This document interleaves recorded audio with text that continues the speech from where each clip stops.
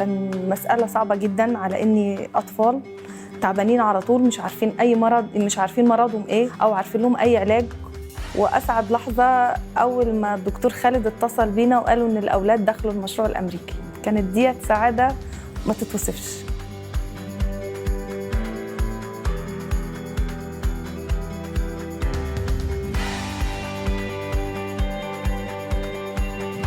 The Sanofi Genzyme Humanitarian program started when the first treatment for Gaucher disease was approved. And they recognized that there were patients in parts of the world that needed this drug and couldn't access treatment otherwise. Since our initial groundbreaking work in Gaucher disease in the 1980s, Sanofi Genzyme has been a leader in the discovery of innovative breakthrough medicines designed to address the unmet medical needs of patients with rare diseases. Sustainability is an important part of any healthcare system. And to give you context, we've been doing this for 30 years. You don't participate in a program like this for a year. It has to be a long-term commitment to give that country, that society, an opportunity to grow and to begin to develop along the way. And a long-term commitment is how you do that. Central to our mission for supporting people with rare diseases around the world is the fundamental belief and understanding that our business mission and societal mission are the same. We discover, develop, and bring to market life-saving medicines that improve the lives of patients with lysosomal storage disorders, while helping to ensure that individuals have access to these medicines. It really is a realization of Sanofi's bold vision to treat any patients anywhere on this planet, regardless of their means to pay. It is inspiring to watch companies actually step up to the plate and, put their money where their mouth is. I think as a company, this is just in our DNA. Treating those patients who otherwise don't have access to treatment is just who we are. It's our culture, it's what we believe is the right thing to do, and that's why everyone should be proud of the program that we have. I am incredibly proud to be part of an organization that constantly challenges ideas of what's possible in order to help people whose lives are limited by the devastating impact of rare diseases to achieve their full potential. We have supported over 3,000 patients with the humanitarian program since the start. And that's just not 3,000 patients, that is their families, friends, and loved ones who have been able to see weddings, graduations, and people growing up and living the life that they deserve.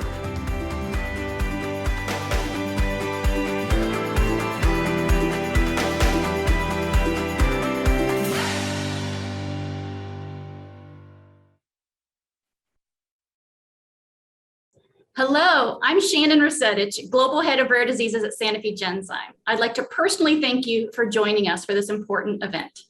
I'd also like to thank all of those joining us today, including those affected by lysosomal storage disorders, as well as our partners from the advocacy and healthcare professional communities who work tirelessly every day to help improve the health and lives of people affected by these rare conditions. We are here to celebrate 30 years of our Rare Humanitarian program, to recognize this important milestone and the lives the program has touched around the world, as well as our continued commitment to meaningfully improve the health and quality of life for people living with rare diseases globally.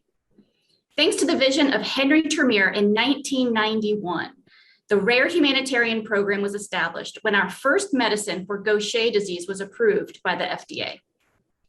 Since then, the program has evolved and expanded to support 5 different lysosomal storage disorder communities across 6 countries, across 6 continents, and has provided more than 3,300 people who meet the program's criteria with access for free therapy in over 100 countries. Without the program, these patients would otherwise not have access to such treatments. We recognize that the success of this program relies on a strong understanding of the need to build local in-country capabilities for proper diagnosis, treatment, and care to support not only the patients of today, but those of tomorrow. Providing humanitarian support to the rare disease community is a critical part of our mission to help develop and foster sustainable healthcare systems and to meaningfully improve the lives of the rare disease community. It is an integral part of our company DNA. During today's event, we will hear from people with lysosomal storage disorders, partners, advocates, caregivers, healthcare professionals, and colleagues. Each one of them has a unique perspective and story to share, and I know their insights will give us a deeper understanding about why programs like this are critically important and how we can continue to challenge what is possible in order to help people whose lives are severely limited by the devastating impact of rare diseases. We'll also have the privilege of celebrating the global impact of this work on the rare disease community. So let's get started with a look at the rare individual who started us on this journey, Henry Tremir, a true visionary in supporting people living with rare diseases around the world. We will then hear from Bill Sibbald, Executive Vice President at Sanofi Genzyme, who will deliver today's keynote address, Our Promise for a Brighter Future. Thank you again for joining us in marking this special occasion.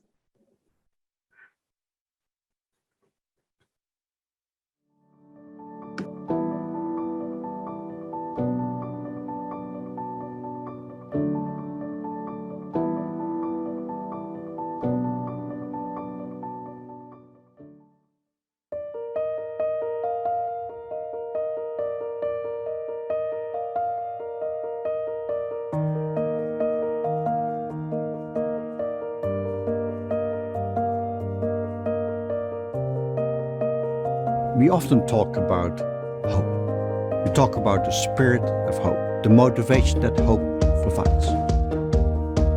Hope can't be an empty feeling. It can't be something that's inappropriate.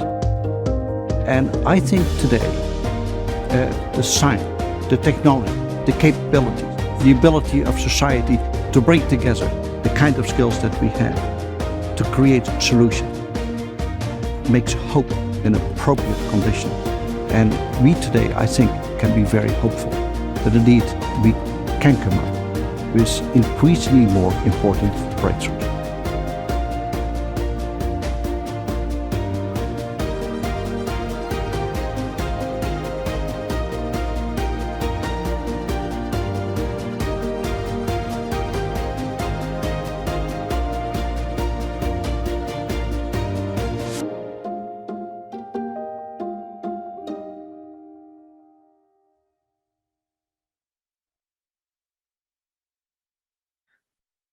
Well, hello, everyone. It's a real honor to be with you today. And I have to say, I'm truly humbled to follow the video we just saw on the inspirational work of Henry Tremir.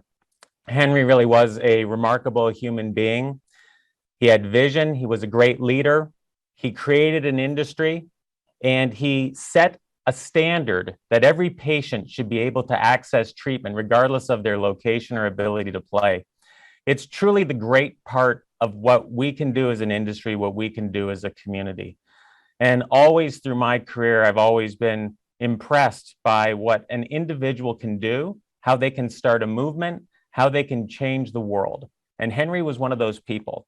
And I often wonder, as I sit now in the chair that I do, if Henry were looking back in 1991, 30 years later, what would he think about this program, and would this program still be going? And, you know, I don't know, because it is so incredible what has been accomplished over these many years. I don't know whether someone could look 30 years in advance. As I sit here today, I'm hoping that 30 years in advance of now, that this program is going to be alive, running, and more than anything, impacting people all over the world. And I just don't say impacting patients all over the world, because the patient is obviously at the center of what we do here and what we're interested in, but it's also the people that they touch. It's the things that they do. It's their families, it's their friends, it's their loved ones. It is everyone that's involved. And I am completely optimistic that we are going to continue to have a program that will meet this objective in the future. And as I said, I think this is really the great part of the industry. This is also the 30th anniversary of me being in the industry. And I got into this industry because you could do a lot of great things for people. You could transform lives potentially, and there's no other industry in the world that can do that. And there certainly is no other example like this in the industry, which has such a profound effect on so many people all over. So I am extremely optimistic about where we're going to be going with this. In fact, I would say that this is really the model of how the industry should consider itself and hold a mirror up to itself and say, are we doing everything we can to help people? One of the great aspects of this program is that the word community is so important. It's not just about the company. It's not just about the physicians, the patients. It's the advocacy. It's the systems. It is everything who possibly can touch a patient.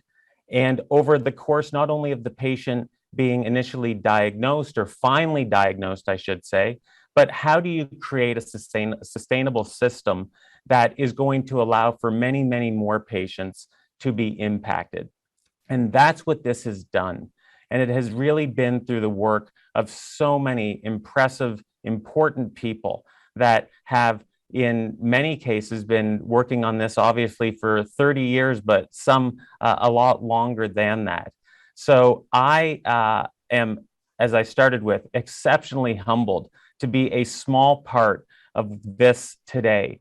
And our work has really just begun. You know, we've made a lot of progress, but in rare diseases, today, 95% of known rare diseases lack a treatment. Innovation has to continue, and it will continue. And there's more companies, there are more efforts than ever to try to find solutions for patients all over the world. And that's something that as a community, we have to continue to come together and push forward. I wake up every day and come to work and see pictures of patients. I see reports on this program and others that we have, and it has me every day excited to see what can be accomplished, not only for today, but in the future. You know, my first introduction, actually, my first day in this job that I'm in now, we were very fortunate to have our group of experts for our Gaucher program in the office. So we had physicians from Egypt and from the US.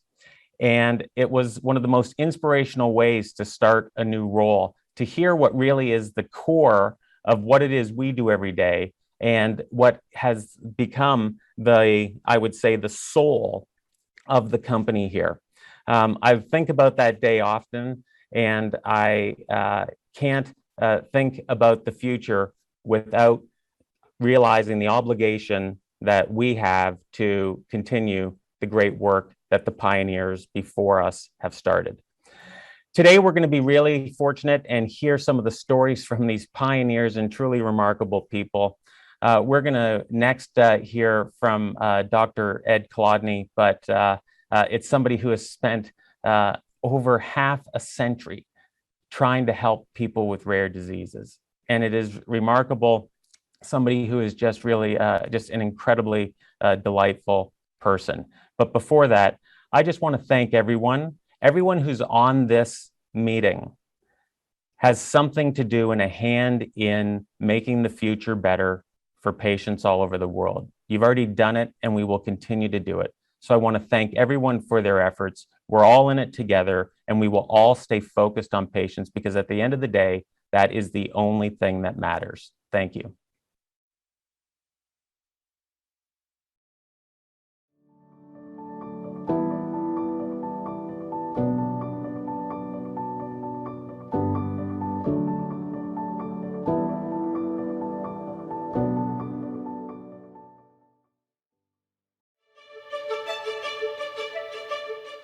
As a clinician and as a geneticist, I'm always intrigued by the word rare genetic disease. If you have the disease, it's not rare, it's 100%. And if it's in your family, it's also right there in your face. Marianne Fitzpatrick and I developed a sub-registry for the neurological component of Gaucher disease. And this sub-registry was first initiated by our experience in Egypt, and now is part of the general worldwide registry that we keep on patients with Gaucher disease. I had almost tears in my eyes seeing the condition of the patients.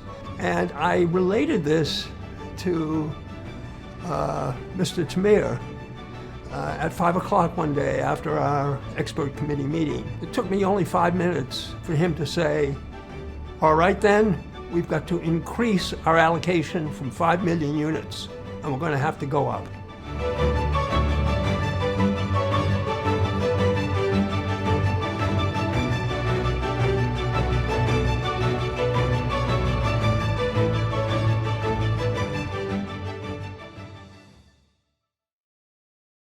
Great honor to present a Lifetime Achievement Recognition to Dr. Kolodny, an esteemed colleague and a mentor.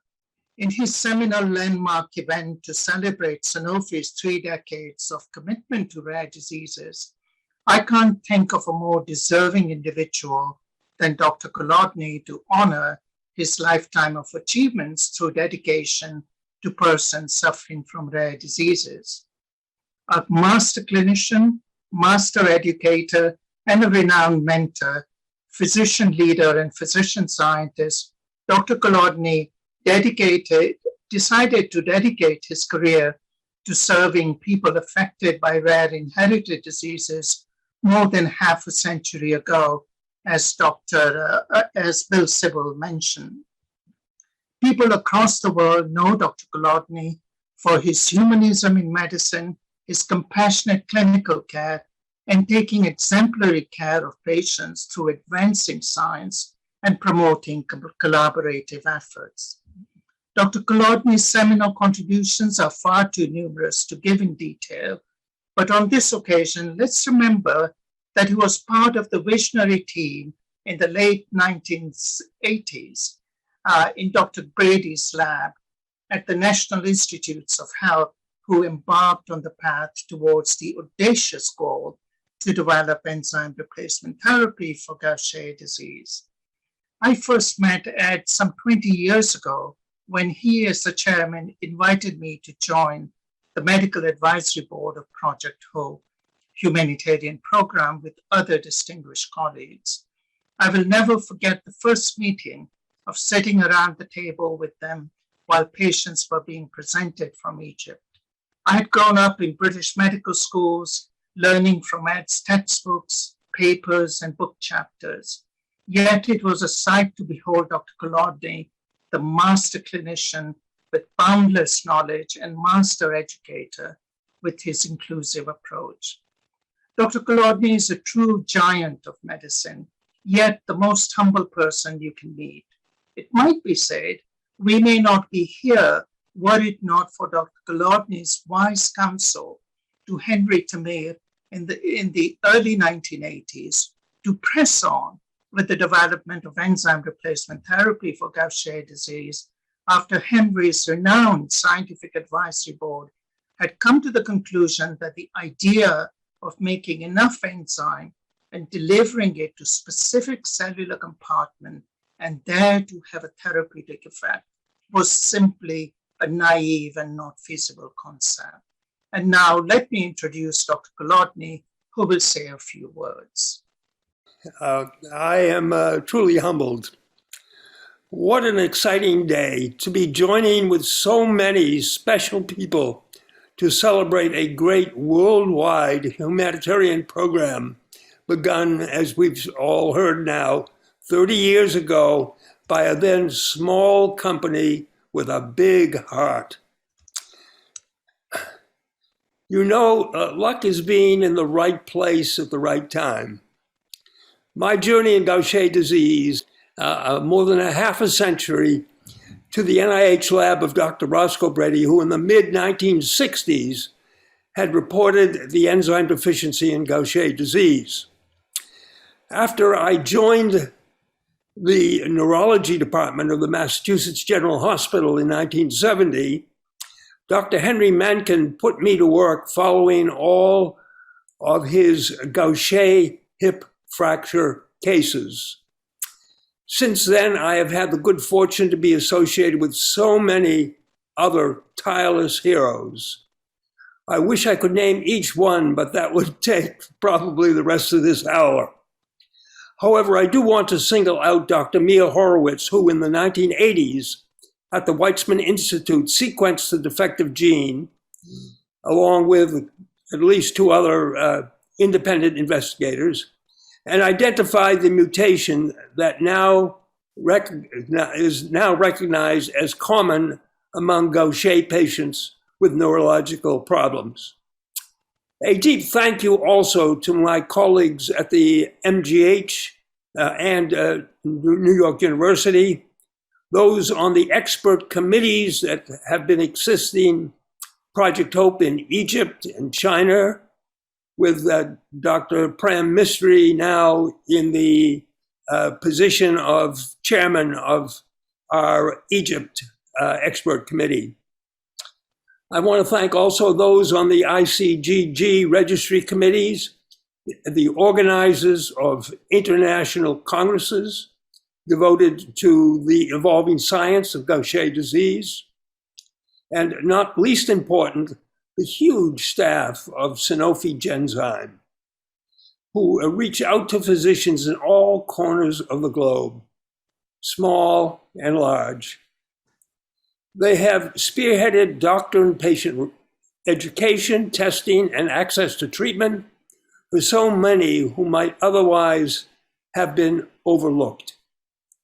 The widening circle of Gaucher specialists in medical disciplines reflects the importance given to the fellowship training of the next generation by today's heroes and mentors. The impetus for the Gaucher Humanitarian Program, as we've heard, owes so much to the foresight of Genzyme's founder, Henry Tremir. And as you heard from Dr. Mistry, it was my pleasure to have met him in the early 1980s as he was contemplating a very new and different way to treat patients with inborn errors of metabolism. Of course, along with Dr. Brady, who devoted 30 years to the development of enzyme replacement therapy. Now, as we now know, more than 1,000 patients each year in 70 countries are beneficiaries of this pioneering effort under the able oversight of Bonnie Anderson. Bonnie, we thank you for your commitment to Henry's original vision, and to everyone marking this occasion, thank you so much for this singular honor.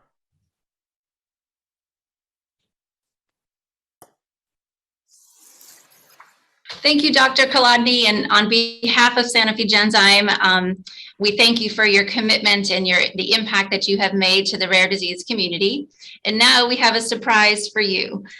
In recognition of this lifetime that you've given to rare disease, we are proud to be making a $30,000 donation to the NTSAD in your honor. I know you started your early research in Tay-Sachs, and we're excited to be able to again recognize your efforts over many, many years to the rare disease community.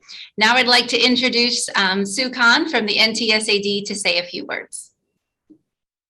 Dr. Kolodny, it's an incredible honor to be here to recognize you and represent the countless NTSAD families you have served for more than 50 years. From when we first met in 2007, I have been awed by you and your remarkable recollections of each patient and their families. Whether it's a child or an adult, you see the person, not just their disease. One mom told me that you're her hero. Another mom shared how much it meant to her that you simply wanted to help her daughter. Dr. Kolodny, your life has been marked by graciousness, compassion, and chesed, your overflowing loving kindness for your patients and their families. Thank you from the bottom of our hearts. And thank you, Sanofi Genzyme, for your generous donation to NTSAD, an unwavering support of rare families around the world. Thank you, Sue. And again, thank you, Dr. Kolodny, and also Dr. Mistry for being with us here today to acknowledge this wonderful lifetime of achievement to the rare disease community. Now, let's get back to our program.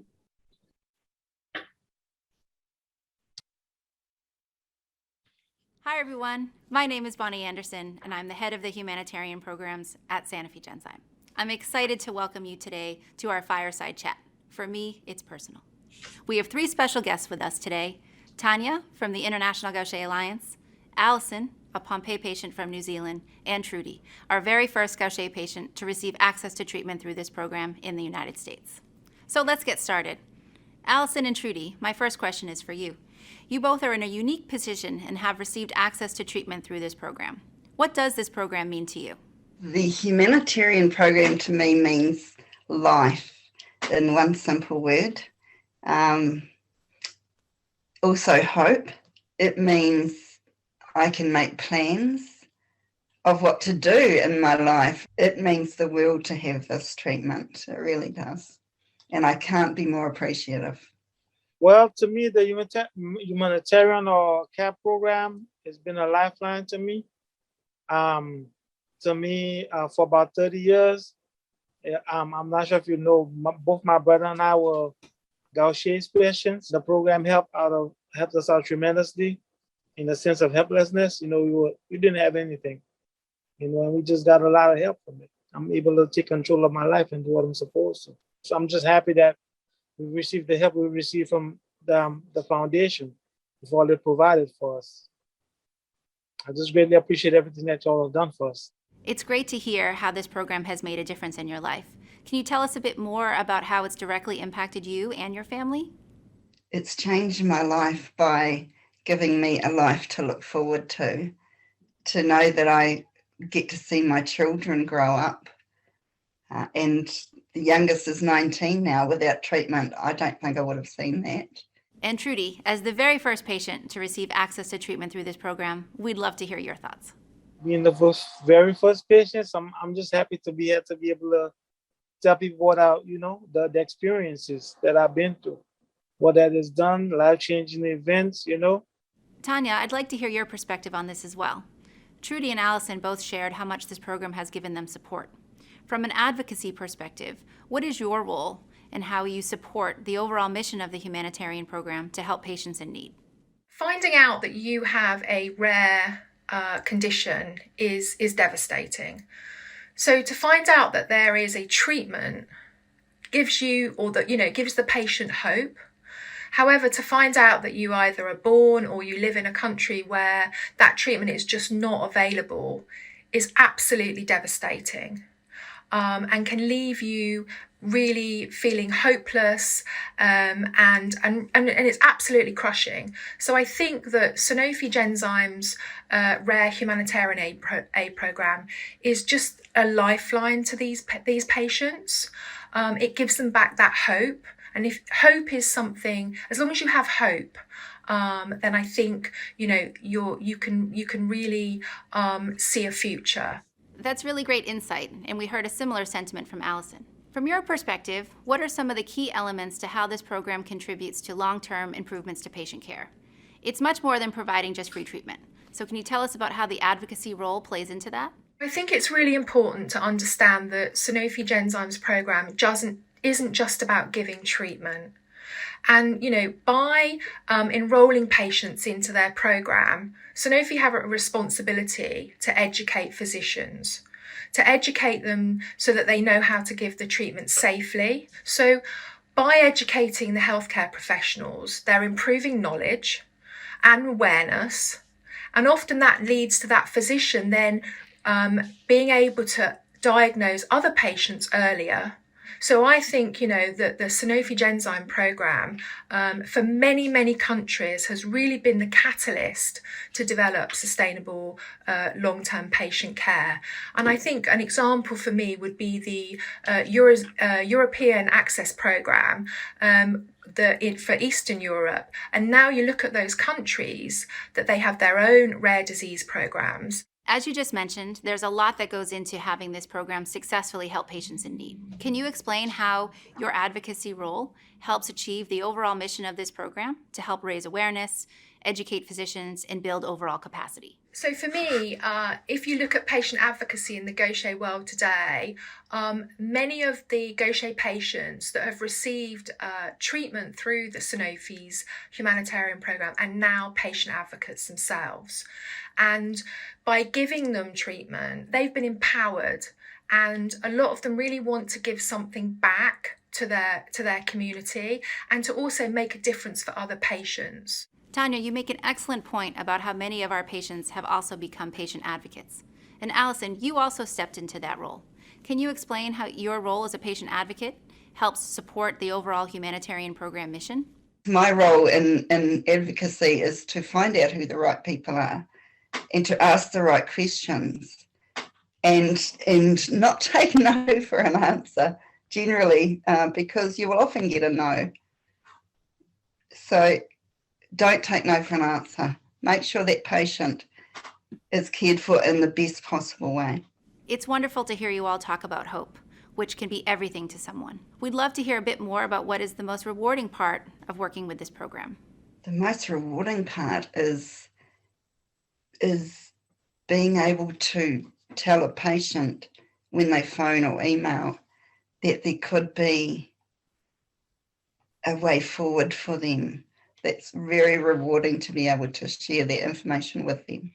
For me personally, it's being able to be a lifeline to many patients and their families, to give them that hope, to be their person that they can come to for support, and have, potentially have a future. I'm blessed. I've been, involved with the Humanitarian Aid program for many years, and it's really quite humbling. It's fantastic to be able to make a difference in people's lives like that. Lastly, I'd love to ask you all to share, what do you hope for the future of the Sanofi Genzyme Humanitarian program? My hope that it will carry on. It is so important. Without it, we don't have any hope. I know there's so many people all over the world that need this help. And oftentimes you can't get the help anywhere else. And you get to the point where you lose hope altogether.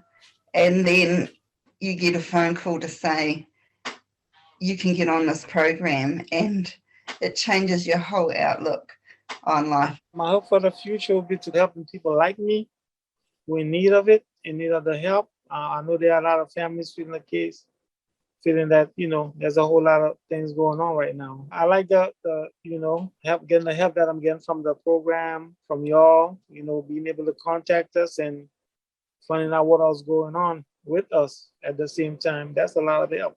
Thank you all for being here today and sharing your stories. We're so thankful to have you be part of our celebration.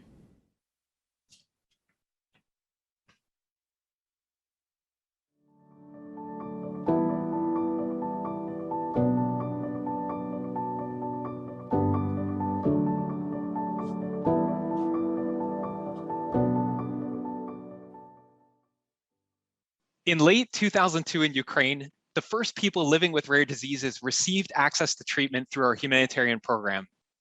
It started with the humanitarian program. It has evolved over time, and now we have seen more than 50% of patients that now have access at the national level outside of the humanitarian program. This highlights that through multi-stakeholder collaboration, being physicians, patient advocacy groups, and government, Ukraine has become a positive example of how coming together as a rare disease community with a common goal can drive change to support people living with rare diseases. Today, you'll be hearing from Olena, a mother of a child with Gaucher disease, and the founder of the Association of Patients with Gaucher disease in Ukraine, as well as Dr. Pitchker, who is the head of the Center of Orphan Diseases, who will tell you more. Наша организация тесно сотрудничает с докторами не только нашего метаболического центра в больнице Ахмадет, но и с докторами Европейского уровня. В 2014 году в Украине был принят закон о редких заболеваниях. Ясное дело, он задекларировал права пациента, он четко определил, что такое редкое заболевание, орфанное заболевание. И, в принципе, благодаря этому мы получили, ну, так сказать, план, по которому мы действуем. И тогда, когда государство не в состоянии обеспечить своих пациентов, тогда нам на помощь пришла компания Sanofi Genzyme с гуманитарной программой для лечения пациентов с болезнью Гaucher. И когда в 2002 году мы получили первую гуманитарную помощь, сначала было всего-навсего 5 пациентов, это были дети. С каждым годом количество пациентов значительно увеличивалось, и за годы существования гуманитарной программы 28 пациентов с болезнью Gaucher имели возможность получать эту терапию.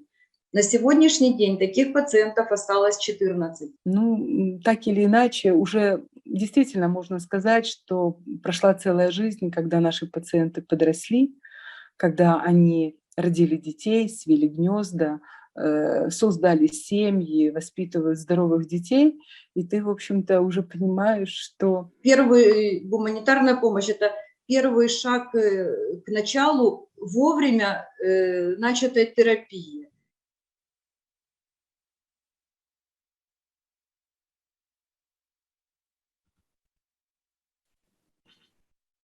I'm Ala Ahmed, Global Head of Rare Disease Medical Affairs at Sanofi Genzyme. I'm pleased to be joined today by a group of individuals that were there at the beginning of the humanitarian program. They continue to be involved, either closely through their expertise or even just watching and cheering from afar as we evolve. First, I would like to welcome Dr. Mistry. Dr. Mistry is the Professor of Medicine and Pediatrics at Yale School of Medicine. His research centers around inherited metabolic liver diseases, and in particular, Gaucher disease. He runs a nationally recognized clinical program for Gaucher. He's an advisor to the National Gaucher Foundation and Project HOPE humanitarian program for children with Gaucher disease in under-resourced population. I'm also joined by Medhat Al-Bailey, the Global Rare Disease Market Lead for International Markets. Medhat served in a number of roles during his 18 years career with the company, including the General Manager of Middle East and North Africa and Head of Rare Disease for Emerging Markets in China. Last but not least, I would like to welcome Tommy Tierney. Tommy Tierney is the former General Manager for Emerging Markets at Genzyme, and she is a person who was instrumental in the setting up of the international program. Welcome all, and I would like to start with a question to Tommy. Tommy, now that it has been 30 years, it's easy to think this is how it has always been. But of course, we know this is not the case. You were very close to this program at its inception, when it was just a seed of an idea.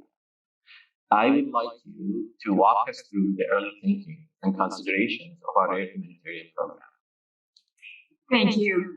And it's a great pleasure to be here today. And it's very hard to believe that it's been 30 years. Anyway, I joined Genzyme just before the product became available. And right away, we realized that in order to give access to everyone in need, we needed something in addition to our commercial efforts, which was, I was commercial at the time. And so we created a program. It was a domestic program, U.S. program, to enable patients in need of therapy to get it. And it ran for several years and was implemented internally and run internally.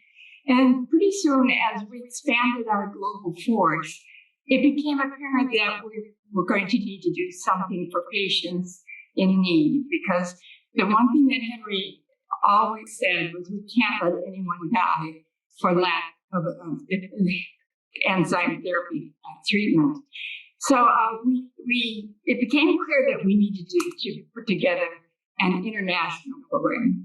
And so as awareness arose, we started looking at ways to do this.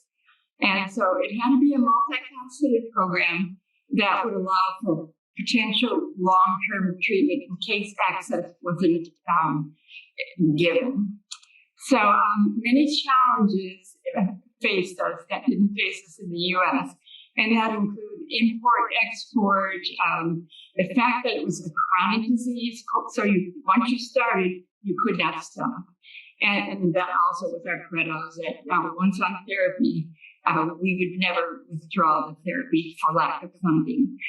So, and then we had the cultural and language challenges, and so and many local logistics.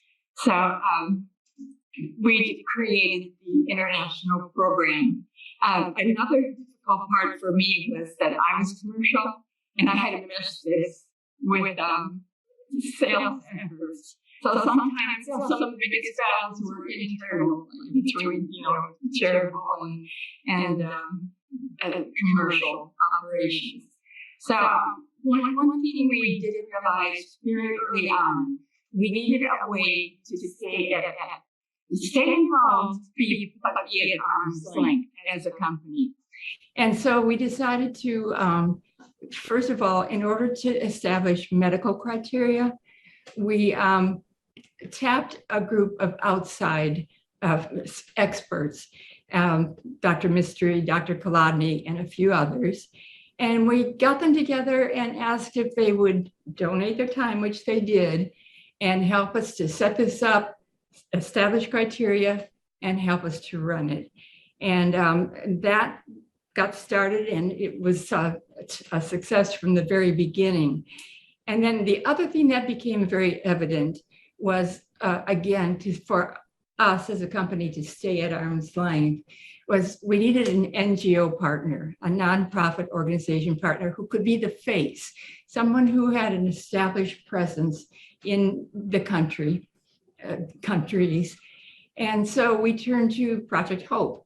They were very strong in Egypt and China, where we first started. And so we worked together to set up a partnership where our company would donate the product to the NGO. They would follow all of the medical criteria and everything else. And they were also very instrumental in helping us to get through customs and all of that. For some of these countries, keeping it refrigerated was an issue. They had access to that as well. So that became a very strong partnership, and it's still going today. We've added other countries, other NGOs, especially for when we get into countries where Project Hope might not be. And so that's how all of this started, and it just evolved over the years. I left after 20 years and a very happy person. And it was a very, very rewarding experience. And I wouldn't give it up for anything. Fond memories.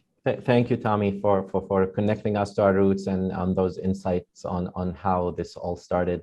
And I'd like to pivot to Dr. Mystery, as Tommy was mentioning, the expert committee. So Dr. Mystery, you've been involved with a couple of our medical expert committees supporting both Egypt and India.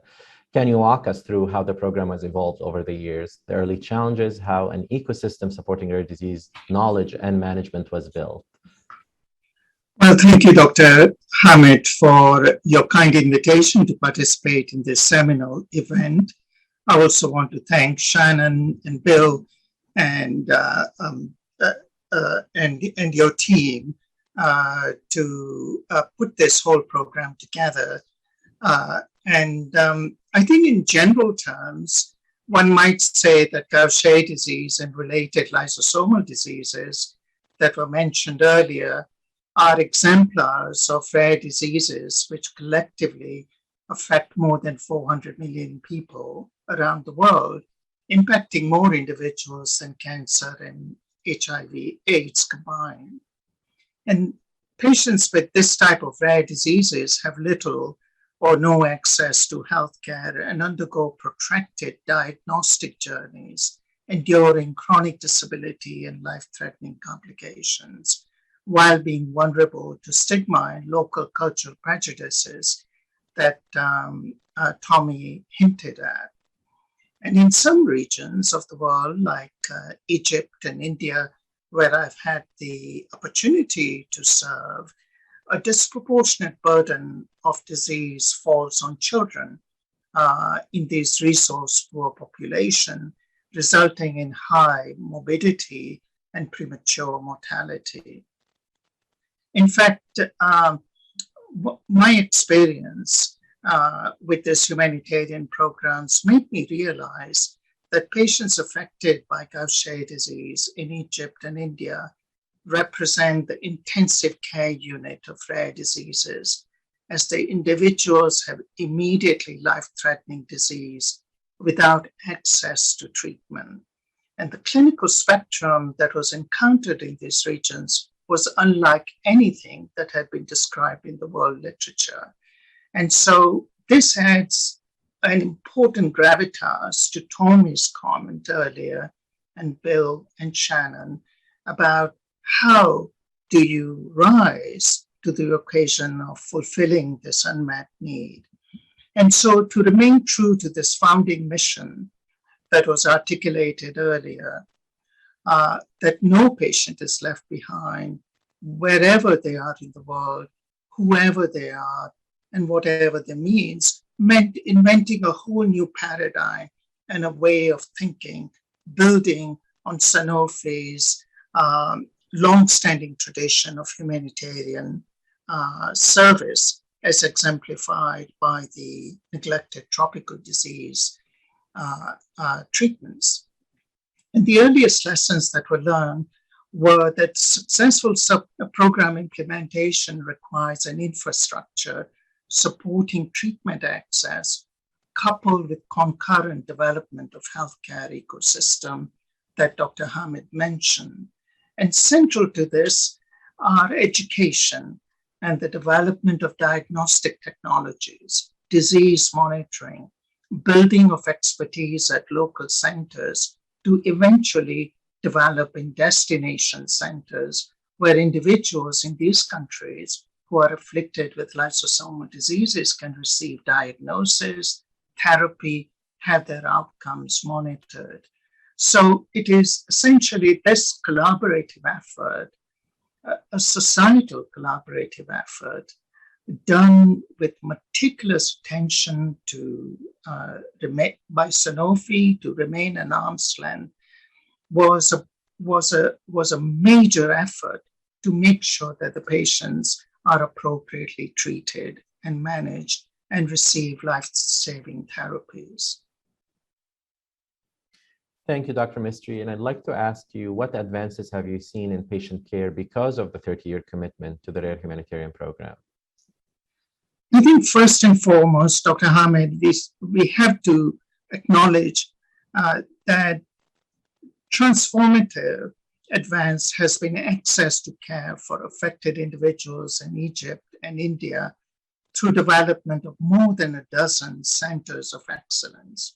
Prior to the inception of the humanitarian program, there were no physicians who had expertise or interest in this disease, and no physicians who were capable of treating or evaluating these patients.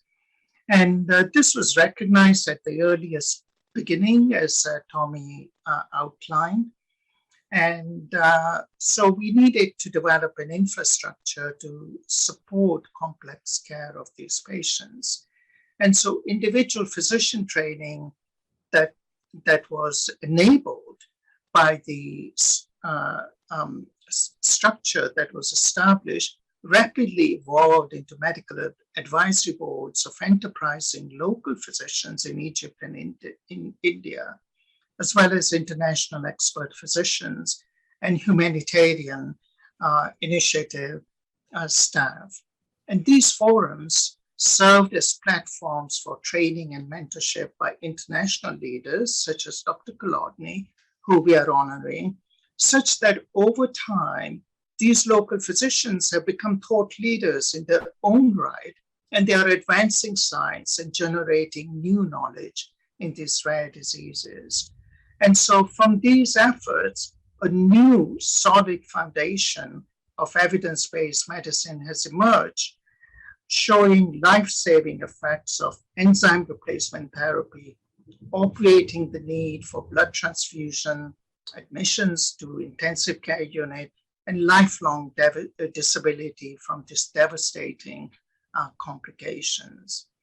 And over the past 20 years, we have also seen an entirely new description of the disease that is applicable, in fact, to the vast majority of the global patient community, as opposed to very European-centric view of the disease that we have had.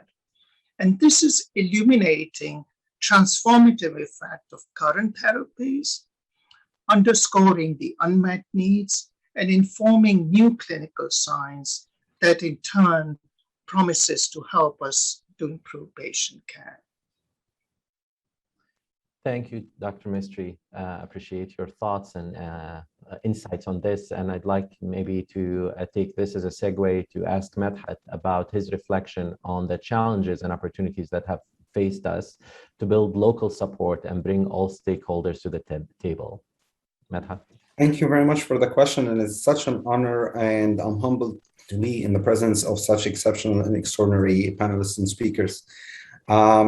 In the early days, we had a number of challenges, and some of them are very relevant till this day with each country we include into the programs. The medical, logistical, and regulatory challenges will always be there. But thanks to the tremendous effort, experience, and capability of Bonnie and the humanitarian team, we always go through them. The particular challenge in the early days that the program itself was not understood. It was a noble program. It was a very noble cause with no precedence. So people tended to project their understanding from other programs on it. So we heard things like, so this is a donation program, so why don't you just give us the product and we will manage it, or give us the money because we have other needs, or something like, oh, you want to run a free sample program. We're sorry, the regulations does not allow it. And I was guilty of the same understanding as well. I remember quite well being interviewed by Sandy Smith, who's president international at the time, and I referred to the clinical trial in Egypt, and he looked at me and he said, "You have no idea what you're talking about. You better talk to Tommy." And Tommy graciously explained the program to me, and I was so impressed. I joined the company immediately. But once the program is understood for what it stood for first and what it can offer second, then the humanitarian program brought the best of human traits out of all stakeholders. Everybody rallied for the sake of the patients and to act on the urgency for delivering the product to the patients. And soon enough, the network of people who work to get the product to the patient becomes a network of institutions. And the network of the institutions becomes a system. And the system gains stability and sustainability. And this is how the infrastructure that Professor Pram was referring to is being built from one country to another, making the way for sustainable care for these patients, but also possibly extended sustainable access in these countries. Egypt is a very good example where the knowledge base and expertise that has been built across diagnosis, treatment, care, treatment, and patient services has created a very solid foundation for the patients to sustain therapy and treatment, but also exported this knowledge across the world. Thank you, Medhat, for your valuable perspective. And lastly, I would like to do a quick round robin and ask each of the panelists, what are your hopes for the future of the Rare Humanitarian Program, starting with Tommy? I just hope things keep on the way they are. My congratulations to the team. It's a wonderful thing that you're doing. And it's so heartwarming to hear that there's so many more patients in so many more countries now. So just keep up the good word, just the good work. Dr. Mistry? Well, I would say that the efforts by Sanofi humanitarian programs have been transformative. And in turn, these patient populations and physicians have really advanced the field in a very meaningful way. And it is very inspiring to hear the commitment from the leadership of Sanofi, Bill Sibbald, Shannon, as well as Bonnie Anderson, that they are more committed to this program than ever before. In this way, we will be doing transformative work to benefit patients and as well as advancing the clinical science. Thank you, Dr. Mistry. And Madhat? My wish and hopes for the program is to continue to transform patient lives and our own understanding of the diseases that we serve, and to remain faithful and true to its mission and vision and core values. And to me, the core values are compassion. This is what drives us through all of the challenges, because challenges will be there and they will evolve between economical, political landscapes, regulation. But passion is really what drives us and helps us all get through these challenges. Equality, not being continue to be agnostic to any country or any region. I'm sure that we will be adding more countries, especially with the increased awareness in the digital world.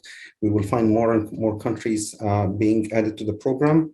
And last but not least, sustainability. The program has never been a low involvement donation program, and I hope it will never be.